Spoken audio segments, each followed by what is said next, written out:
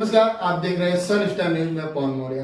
आज हम घाटलोड़िया बोर्ड में जो पेटा चुनाव होने वाला है उसके उपलक्ष्य में क्या तैयारियां चल रही है आम आदमी पार्टी की तरफ से, आज हम अमित पंचाल जी से बात करते हैं। सर, आप राजनीतिक करियर में किस तरह से आपका एंट्री हुई?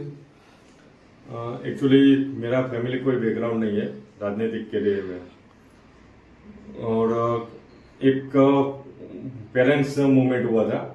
प्राइवेट स्कूल की जो फीस जो है वो काफी गुजरात में बढ़ रही थी और पेरेंट्स मूवमेंट हुआ था, तो उस पेरेंट्स मूवमेंट के साथ मैं जुड़ा और उसके बाद मुझे लगा कि सही में ये बहुत बड़ा इश्यू है अभी, तो उस मूवमेंट को हम आके लेके गए और 2017 में हमारा मूवमेंट इतना आगे बढ़ गया कि सरकार को भी हमारी मूवमेंट के वजह से फी रेगुलेटरी कमेटी बनानी पड़ी। और 2017 में भी इस जो प्राइवेट स्कूल के फीस के रिगार्डिंग जो इश्यू है उसके वजह से मैंने एजुकेशन को पॉलिटिकल हाईलाइट करने के लिए 2017 में घाटलोड़िया विधानसभा में से अपक्ष उम्मीदवारी भी की थी और तब से मेरे राजनीतिक कैरियर आगे बढ़ रहा है इसमें। सर, अब घाटलोड़िया बोर्ड में किस मुद्दों के साथ आप चुनाव लड़ना चाहते हैं? जैसे मैंने बताया कि हम एक पेरेंट्स मूवमेंट से जुड़े हुए हैं, तो हमारा पहला जो है मुद्दा वो गवर्नमेंट स्कूल घाटलोड़िया वार्ड में जितनी जो बस्ती है उसके हिसाब से गवर्नमेंट स्कूल्स नहीं है, तो क्या है पेरेंट्स को कंपलसरी प्राइवेट स्कूल में जाना पड़ता है। तो हमारा पहला मुद्दा यही है कि घाटलोड़िया वार्ड में अच्छी सी गवर्नमेंट स्कूल्स बने। दूसरा मुद्दा है कि जो आरोग्य केंद्र है वहां पे भी प्रॉपर सर्विस नहीं मिल रही है, और एक घाटलोड़िया वार्ड है वो पूरे गुजरात में सबसे पॉलिटिकली हाईलाइट वार्ड है, क्योंकि वहां से अभी के सीएम साहब है, उसके पहले भी जो सीएम थे वो भी वहां से इलेक्शन लड़के आगे आए हैं। तो क्या है कि पॉलिटिकली हब है, फिर भी वहां पे जो फैसिलिटी होनी चाहिए वो फैसिलिटी नहीं मिल रही पब्लिक को। तो वो सारे मुद्दे, बाकी भी जो मुद्दे है कि भाई वहां पे स्मशान गृह नहीं है, कम्युनिटी हॉल नहीं है, गटर पानी की भी काफी इश्यू है, कई जगह पे पानी का भराव हो जाता है बारिश में। तो ये सारे लोकल मुद्दे भी है जिसको हम साथ में लेके आगे इलेक्शन लड़ रहे हैं। सर, जैसे हाल में ही आम आदमी पार्टी ने दिल्ली में बहुत सारी सीटों खोने के साथ ही चुनाव की हार हुई है, क्या उसका असर कुछ ये घाटलोड़िया बोर्ड पे पड़ेगा? नहीं, मुझे नहीं लगता, क्योंकि हर एक जो जियोग्राफिक एरिया होता है तो उसमें उसके मुद्दे अलग होते हैं, और वहां पे जो कैंडिडेट होता है उस पर डिपेंड करता है कि पब्लिक उसको एक्सेप्ट करती है या नहीं करती है। क्योंकि ये लोकल जो इलेक्शन है कॉर्पोरेशन है, तो उसमें क्या है कि काफी बड़े निर्णायक मुद्दे नहीं होते हैं।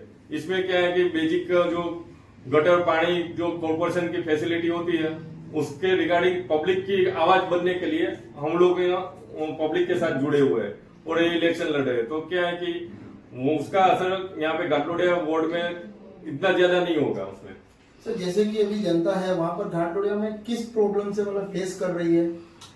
घाटलोड़िया वार्ड में काफी जगह है जहाँ पे अभी भी आज के दिन में भी बारिश में पानी का भराव हो जाता है, गटर बेक मार दी है, वो पीने का पानी स्वच्छ नहीं मिल रहा है, वहां पे टीडीएस जो है 500 से ऊपर आ रहा है, और काफी जगह पे फुटपाथ नहीं है, कचरे की गंदगी भी है। तो ये क्या है कि कॉर्पोरेशन इलेक्शन है तो उस मुद्दे पे हम ज्यादा फोकस कर रहे हैं और उस मुद्दे को हम हाईलाइट करके आगे वो सारी जो दुविधा है वो दूर हो, उसके लिए हम आगे जो मुद्दा है वो लेके जाएंगे उसमें। सर, जैसे आम आदमी पार्टी अगर इस सीट से चुनाव जीतती है तो क्या आप इन मुद्दों को पूरा करेंगे अपने वादे को?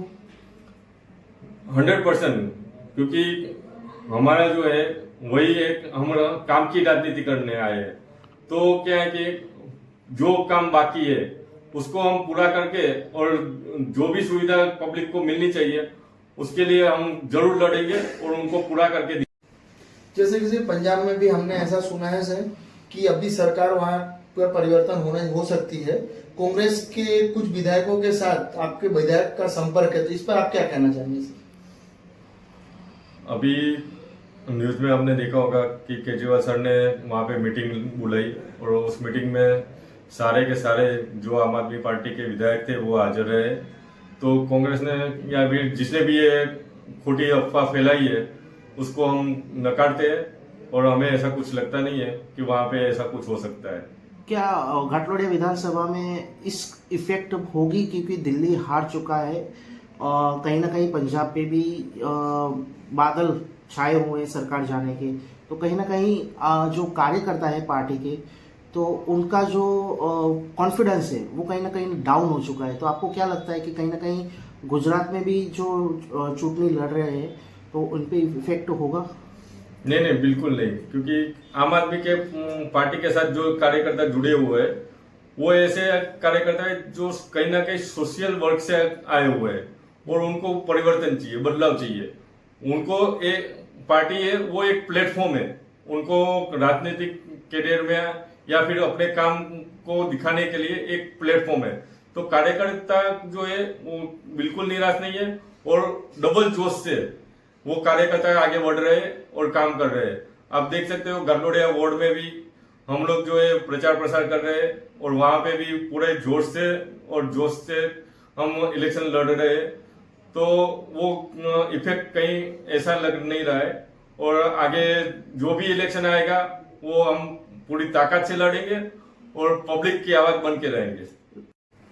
घाटलोडिया में जो आपकी जो जनता है घाटलोडिया की, वो किस तरह से आपके लिए आपको वोट देगी? कौन कौन से मुद्दे होंगे जनता के लिए?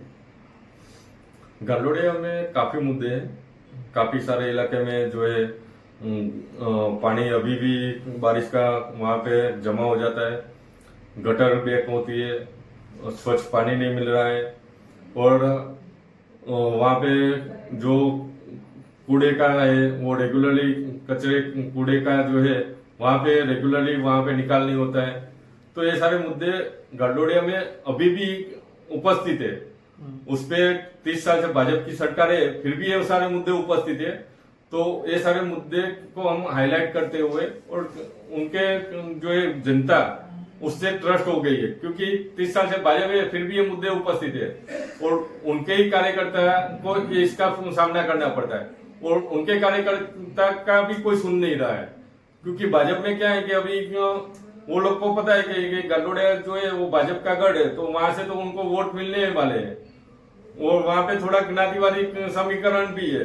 तो उसकी वजह से वहां के लोगों का काम भाजपा की सरकार में हो नहीं रहे और उसको हम उनकी आवाज बन के उनके काम करवाने के लिए हम ये इलेक्शन में खड़े हैं और उनके काम करवा के रहेंगे। ये हम घाटलोडिया की जो जनता है उनको आश्वस्त करते हैं। डिमोलिशन पूरे गुजरात में चल रहा है, कहीं ना कहीं अहमदाबाद में भी डिमोलिशन की प्रक्रिया कुछ विस्तारों में हो रही है, क्या कहेंगे उसके बारे में? क्योंकि आम आदमी पार्टी भी जो इशूदान भी अभी जो अहमदाबाद के कुछ विस्तारों में गए हैं, गुजरात के भी कुछ इलाकों में गए हैं, तो डिमोलिशन के बारे में आप क्या कहेंगे? क्योंकि 30 सालों से वो 60 सालों से रह रहे हैं वहाँ पे और 30 साल से तो भाजपा की सरकार है, तो डिमोलिशन हो रहे हैं गुजरात में और लोगों के आवास जो तोड़ रहे हैं इनलीगल है, तो क्या कहेंगे उसके बारे में?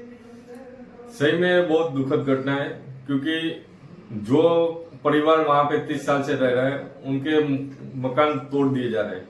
इसके लिए सही में भाजपा की सरकार जिम्मेदार है, क्योंकि उन्होंने इनलीगल जो आवास बन रहा था तो उसको बनने क्यों दिया, पहला प्रश्न है हमारा। और उनको बनने देने के बाद और अभी 30 साल के बाद वो तोड़ने का प्रश्न क्यों खड़ा हुआ? इतने साल कहाँ गई थी प्रशासन? 30 साल आप समझ सकते हो कि एक परिवार 30 साल से वहां पे रह रहा है तो उनका पूरा लगाव उस एरिया के साथ, उस घर के साथ उसके जुड़े हुआ होता है और ये घटना जो बनती है वो सही में दुखद है। और इसमें देखा गया है कि कोई पर्टिकुलर ज्ञाति को ये लोग टारगेट कर रहे हैं या फिर ऐसा कुछ है, तो ये भी गलत है और इसमें मेरे ख्याल से लीगल वे में जाना चाहिए। या फिर जो अगर इनलीगल बांधकाम है तो ये पहले तो प्रश्न है कि किस अधिकारी के पीरियड में इनलीगल बांधकाम हुआ, किस कॉर्पोरेटर के पीरियड में ये इनलीगल बांधकाम हुआ, तो उस कॉर्पोरेटर को भी जिम्मेदार समझ के और अधिकारी को जिम्मेदार समझ के उसके खिलाफ भी कायदेसर की कार्यवाही होनी चाहिए। ये हमारी मांग है सरकार से। और उसको जो परिवार है उसको ऑल्टरनेटिव सॉल्यूशन देके फिर डिमोलिश करना चाहिए। ये डायरेक्ट जो डिमोलिशन हो रहा है वो बिल्कुल कायदा के नियम के विरुद्ध है, उसको हम खारिज करते हैं।